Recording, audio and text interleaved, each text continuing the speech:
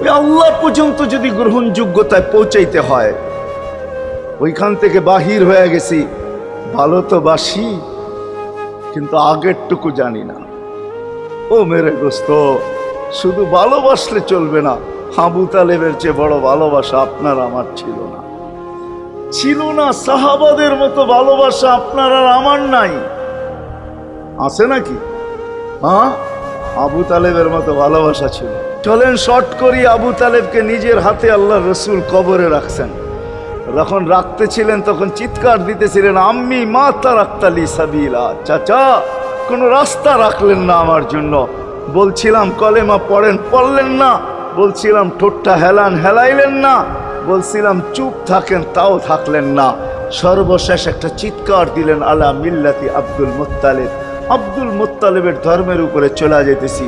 এই কথা বইলা দুনিয়ার থেকে বিদায়।